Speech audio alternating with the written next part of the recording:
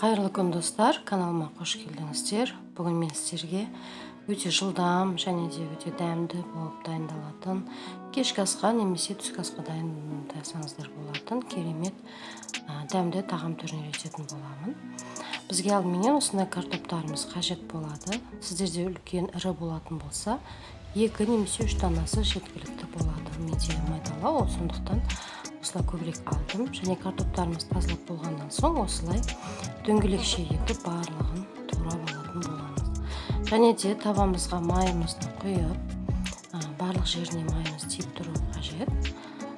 Және де сол майымыздың үстіне картоптарымыздың барлығын теріп шығатын боламыз.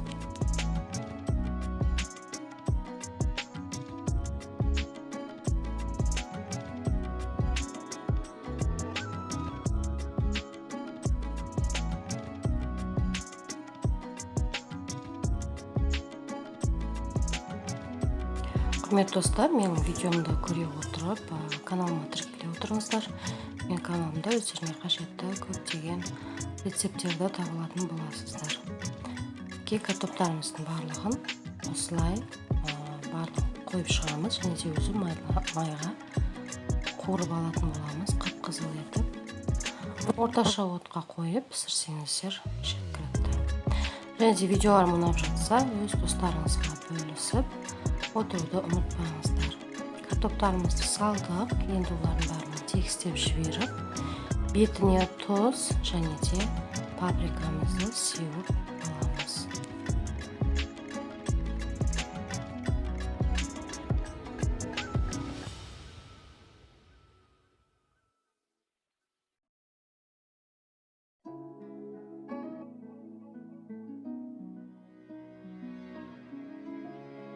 Екі беті қызарғанша жақсылап осылай араластырып отырып қуырып аламыз.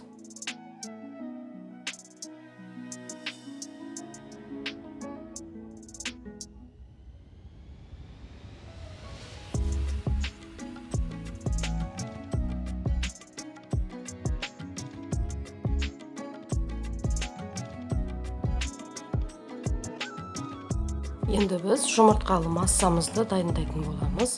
Бізге 3 дана жұмыртқа жеткілікті болады, немесе 4-еу істетсеңіздер болады. 3 жұмыртқамызды саламыз. Оны да бір келкетіп араластырып алып, керегінше тұз салсақ болады.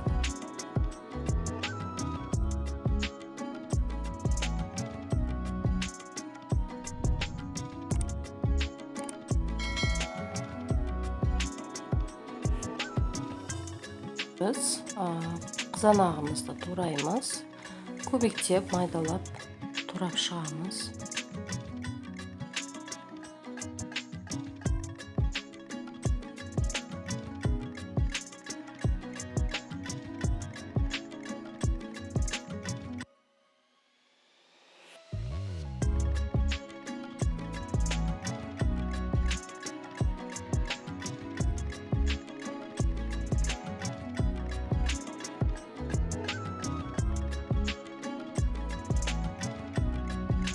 Қызанағымыз турап болдық, жұмыртқамызға саламыз. Енді бізде көк пиязды жақсылап майдалап турап, оны да жұмыртқалы массамызға салатын боламыз.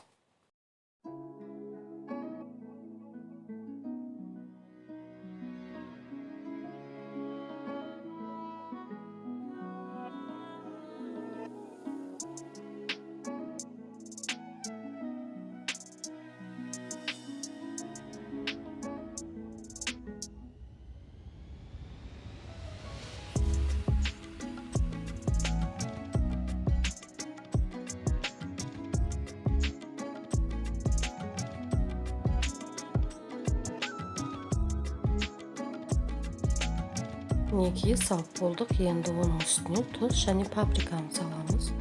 Қаласаңыздар қарағұшты салуға да болады.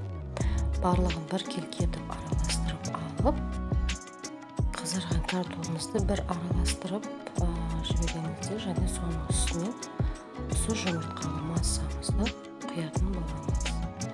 Мінекей өте керемет болып дайындалып жатыр. Картоптарымыз қып-қызыл, үстінен құйып барлығын дейін тегістеп жіберсеңіздер болады. Және де қақпағын жауып 1-5 минутқа астын баяу отта пісіріп алатын боламыз.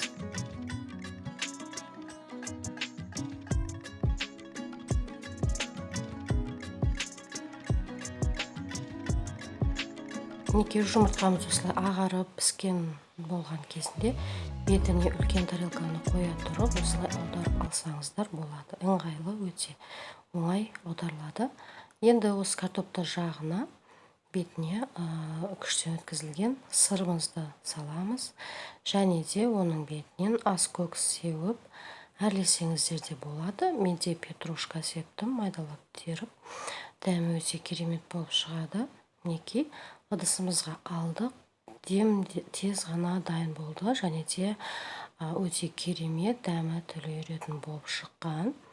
Және де осы тұрысында кесіп ұсынсаңыздар болады. Оңай дайындалады. Барлығыңызға жасап көруге кеңес беремін. Және де видеоны көргендеріңіз үшін алғысымды білдіремін. Каналыма тіркеле кетуді ұмытпаңыздар. Және де қандай контент күтесіздер маған комментарийға сол жайында жазып кетсеңіздер болады. Неге ас болсын. Өте керемет дайын болған.